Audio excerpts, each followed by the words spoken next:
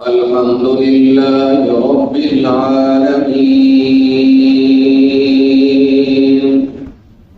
والصلاة والسلام على سيد الأنبياء والمرسلين. أما بعد، فأعوذ بالله من الشيطان الرجيم. بسم الله الرحمن الرحيم. لقد رضي الله، صدق الله العلي العظيم، وصدق رسوله النبي الكريم، ونحن على ذلك لمن الشاهدين والشاكرين، والحمد لله رب العالمين. اللهم صل على سيدنا ومولانا محمد وعلى آله وأصحابه وبارك وسلم. اللهم صل على سيدنا ومولانا محمد وعلى آله وأصحابه وبارك وسلم. اللهم صل على سيدنا ومولانا محمد وعلى آله وأصحابه وبارك وسلم. محترم سامعین کرام، ابھی میں نے آپ حضرات کے سامنے اللہ رب العزت کے مقدس کلام میں سے آیت کا مختصر سا حصہ تلاوت کیا ہے. دعا فرما دیں اللہ رب العزت مجھے اس کے مفہوم کو صحیح صحیح بیان کرنے اور ہم سب کو سمجھ کر اس پر عمل کرنے کی توفیق عطا فرمائے. میرے محترم دوستو، سال کا آخری مہینہ چل رہا ہے. عربی حوالے سے سال کی ابتدا محرم سے ہوتی ہے اور سال کا اختتام ذی الحجہ پہ جا کے ہوتا ہے. سال کے ابتدا کے اندر بھی قربانی ہے، سال کی انتہا کے اندر بھی قربانی ہے، سال کے ابتدائی مہینے کے اندر بھی 2 قربانیاں ہیں، اور سال کے اختتامی مہینے کے اندر بھی 2 قربانیاں. سال کے ابتدائی حصے میں یکم محرم الحرام کو نبی کریم صلی اللہ علیہ وسلم کے سفر، جن کے بارے میں نبی کریم صلی اللہ علیہ وسلم نے ارشاد فرمایا اگر میرے بعد کسی نبی نے پیدا ہونا ہوتا تو وہ عمر فاروق ہوتے رضی اللہ تعالیٰ. سال کے ابتدائی حصے کے اندر محرم الحرام میں خلیفہ ثانی جناب فاروق اعظم رضی اللہ تعالیٰ عنہ کی شہادت ہے، اور اسی مہینے کے اندر نبی کریم صلی اللہ علیہ وسلم کے نواسے جناب حسین رضی اللہ تعالیٰ عنہ کی بھی شہادت ہے. بیائین ہی اسی طریقے سے سال کے اختتامی مہینے کے اندر بھی قربانیاں ہیں. نبی کریم صلی اللہ علیہ وسلم کے داماد حضرت عثمان غنی، بلکہ دوہرے داماد، 2 بیٹیاں حضرت عثمان غنی رضی اللہ تعالیٰ عنہ کے نکاح میں حضرت عثمان غنی رضی اللہ تعالیٰ عنہ کی شہادت آج کے دن 18 ذی الحجہ کو اور 10 ذی الحجہ کو نبی کریم صلی اللہ علیہ وسلم کے جد امجد حضرت ابراہیم علیہ السلام نے اپنے لخت جگر کو قربانی کے لیے تیار کیا. سال کے ابتدا کے اندر بھی قربانی ہے اور سال کے انتہا کے اندر بھی قربانی ہے. موقع کی مناسبت سے عرض کرتا چلا جاؤں کہ اب سال کا اختتامی مہینہ چل رہا ہے. کچھ دنوں کے بعد 12 تقریباً دنوں کے بعد نیا سال ہمارا شروع ہو جائے گا.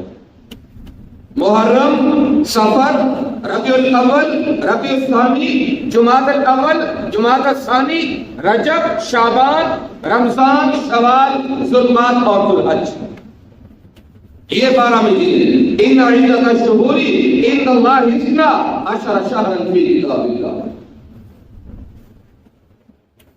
بہرحال آج چونکہ 18 ذوالحجہ ہے نبی کریم صلی اللہ علیہ وسلم کے دوہرے دعوات حضرت عثمان غنی رضی اللہ تعالیٰ عنہ کی شہادت کا ذکر ہے۔ قرآن مجید میں اللہ رب العزت نے ایک آیت نازل فرمائی، لقد رضی اللہ عن المؤمنین اذ یبایعونک تحت الشجرہ، کہ جن صحابہ کرام رضوان اللہ تعالیٰ علیہم اجمعین نے نبی کریم صلی اللہ علیہ وسلم کے دست مبارک کے اوپر درخت کے نیچے نبی کریم صلی اللہ علیہ وسلم کی بیعت کی، موت کے اوپر، جہاد کے اوپر، اللہ رب العزت ان سارے کے سارے صحابہ سے راضی ہو۔ اصل ہوا یوں تھا، نبی کریم صلی اللہ علیہ وسلم اپنے اصحاب کے ساتھ غالباً 1400 یا 1500 کے قریب صحابہ کی تعداد، نبی کریم صلی اللہ علیہ وسلم عمرہ کے لیے تشریف لے گئے۔ حدیبیہ کے مقام پہ جب پہنچے تو کفار کو کسی نے اطلاع کر دی، یا ویسے ہی کفار نے خیال کر لیا کہ نبی کریم صلی اللہ علیہ وسلم جو ابن اصحاب کے ساتھ تشریف لا رہے ہیں، لا محالہ ان کا جنگ کا پروگرام ہے۔ نبی کریم صلی اللہ علیہ وسلم نے ادھر سے حضرت عثمان غنی رضی اللہ تعالیٰ عنہ کو اپنا سفیر بتا دیا، اور ساتھ میں یہ ارشاد فرمایا، عثمان آپ چلے جاؤ، آپ نے یہ کہہ دے ہمارا جنگ کا کوئی ارادہ نہیں ہے، ہم صرف اور صرف عمرہ کریں گے اور عمرے کے بعد واپس چلے جائیں۔ حضرت عثمان غنی رضی اللہ تعالیٰ عنہ چلے گئے، انہوں نے جواب میں انکار کر دیا کہ ہم اجازت نہیں دیں گے،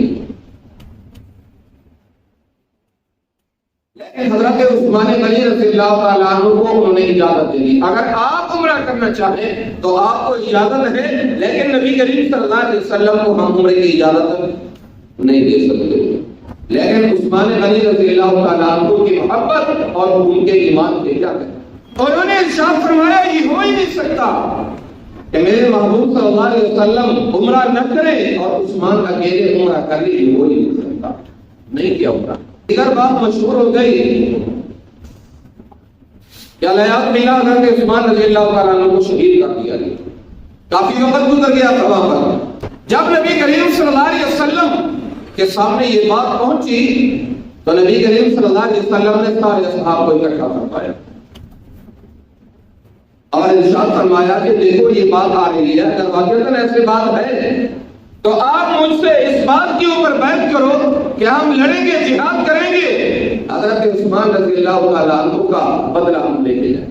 جب سارے کے سارے صحابہ کرام رضوان اللہ تعالیٰ علیہ مجمعین نے بیعت کر لی تو آخر میں نبی کریم صلی اللہ علیہ وسلم نے ایک ہاتھ اپنا اس طرح نیچے رکھا اور اپنا ہی دوسرا ہاتھ اپنے ہاتھ کے اوپر رکھ دیا، ارشاد فرمایا یہ عثمان کی طرف سے بیعت ہے، اگرچہ عثمان موجود نہیں ہے لیکن اس کی بیعت ہو رہی ہے۔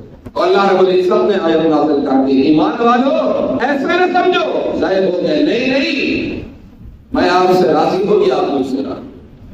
حضرت عثمان غنی رضی اللہ تعالیٰ عنہ کی اشارہ، اور یاد رکھیے مستقل جیسے پروف ریڈنگ ہوتی ہے نا کتاب کی، حضرت عثمان غنی رضی اللہ تعالیٰ عنہ نے قرآن مجید کو ایک جگہ پر جمع کر دیا تھا، اور آج بھی کم از کم میری ناقص معلومات کے مطابق اس دور کے 4 نسخے آج بھی اس دنیا میں موجود ہیں۔ ان میں سے ایک نسخہ مسجد نبوی میں ہے، حجرہ نبویہ کے اندر، دوسرا نسخہ استنبول ترکیہ وہاں پر کتاب گھر میں موجود ہے، تیسرا نسخہ مصر کے اندر موجود ہے، اور چوتھا جو نسخہ ہے وہ ہے ماسکو روس کا جو دارالحکومت ہے غالباً وہاں پر موجود ہے۔ 4 نسخے آج بھی موجود ہے۔ حضرت عثمان غنی رضی اللہ تعالیٰ عنہ کے جو مصر شمار ہوتے ہیں،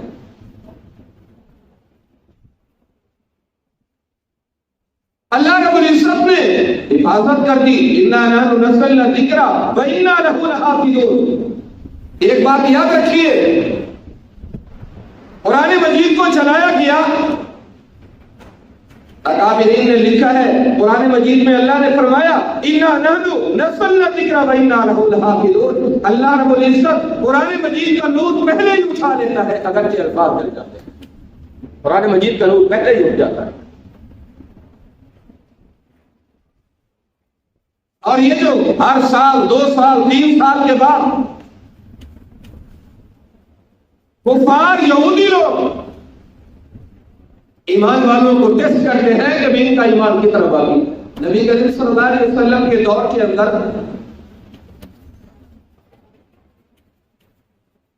ایک آدمی سمامہ نام کا، کیا نام تھا؟ سمامہ. ان کے والد کا نام تھا اسال، سمامہ بن اسال الحنفی ان کو کہتے تھے. بہت سارے صحابہ کرام رضوان اللہ تعالیٰ علیہ مجموعین کو شہید بھی کر چکا تھا، کافر تھا. مکہ مدینہ کی طرف سفر کی غرض سے آیا. جنگ کا زمانہ تھا غالباً. صحابہ کرام رضوان اللہ تعالیٰ علیہ مجمعین جو پہاڑ کے اوپر موجود تھے انہوں نے گرفتار کر لیا. جب گرفتار کر لیا تو مسجد نبوی میں آ کے ستون کے ساتھ اس کو باندھ دیا. جانتے نہیں تھے یہ کون ہے کون نہیں ہے، اجنبی آدمی ہے، بغیر تحقیق کے ہم اس کو آگے نہیں جانے دیں. تو صحابہ کرام رضوان اللہ تعالیٰ علیہ مجمعین نے عرض کر دی یا رسول اللہ ایسے ایسے آدمی ہم نے گرفتار کیا ہے. جب نبی کریم صلی اللہ علیہ وسلم نے اس کو دیکھا تو ارشاد فرمانے لگے واہ واہ صحابہ آپ جانتے بھی ہو یہ کون ہے، آپ نے کس کو گرفتار کیا ہے؟ عرض کی یا رسول اللہ صلی اللہ علیہ وسلم ہم تو نہیں جانتے یہ کون ہے کون نہیں ہے. ارشاد فرمایا یہ سمامہ ہے، یمامہ کا سردار، یمامہ علاقہ ہے، سمامہ بن اسال ہے، یمامہ کا سردار دشمن ہے، ایمان والوں کا دشمن ہے، ایمان والوں کو شہید کیا ہوا اس نے. نبی کریم صلی اللہ علیہ وسلم تشریف لے گئے سمامہ کے پاس. سمامہ بتاؤ کیا حال ہے؟ آگے وہ بھی سردار تھا. اس نے کہہ دیا یا رسول اللہ صلی اللہ علیہ وسلم اگر تو آپ مجھے قتل کر دیں گے، گرفتار تو ایسے ہو گیا، اگر آپ مجھے قتل کر دیں گے، قتل کا حقدار ہوں، آپ کے بندے میں نے مارے ہوئے، اور اگر چھوڑ دیں گے تو میں احسان فراموش نہیں ہوں. ایک مرتبہ، دوسری مرتبہ، تیسری مرتبہ وہی بات نبی کریم صلی اللہ علیہ وسلم نے بھی یہی بات پوچھی اور اس نے بھی آگے سے یہی جواب دے دیا.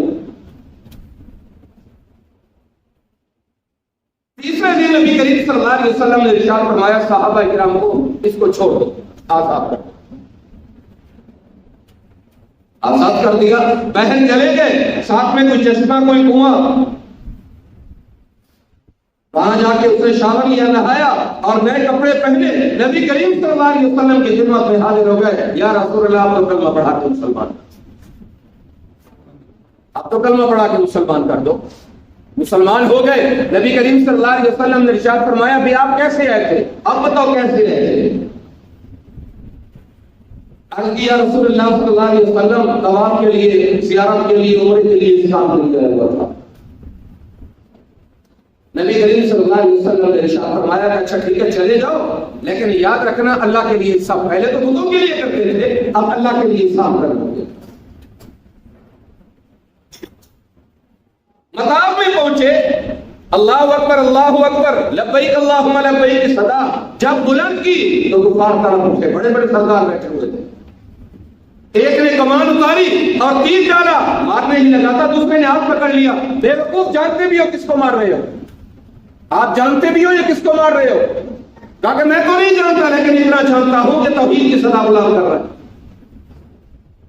ہمارے بتوں کے خلاف بات کر رہا ہے جو ہمیں برداشت نہیں ہے.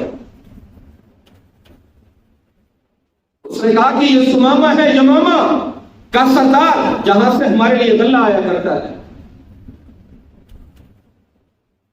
بہرحال حضرت سمامہ نے اپنے جب کام مکمل کر لیا تو ان کفار کے پاس چلے گئے اور کہنے لگے آپ مجھے جانتے ہو؟ اگر نہیں جانتے میں بتاتا ہوں یمامہ کا سردار ہوں، میرا نام سمامہ بن اسال ہے. یاد رکھیے آپ نے نبی کریم صلی اللہ علیہ وسلم کو تنگ کیا، دین اسلام کے خلاف، قرآن کے خلاف سب سے آپ نے کیا ہے.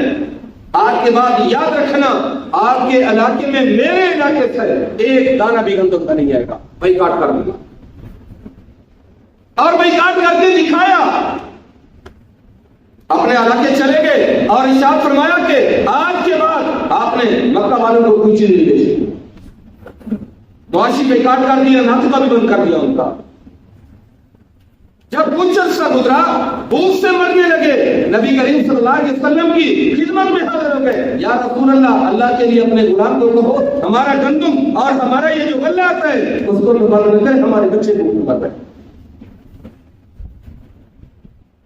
سمامہ بن اسال کو بلوایا گیا، انہوں نے عرض کی یا رسول اللہ اگر آپ کا حکم ہے تو سر آپ کے اوپر، وگرنہ ان کو، ایسے لوگوں کو جو دین کے خلاف پروپیگنڈے کرتے ہیں، اسلام کے خلاف، آپ کے خلاف، قرآن کے خلاف، ان کی میں ایسی صورتحال کر دیتا کہ بھوک سے ہی مر جاتا۔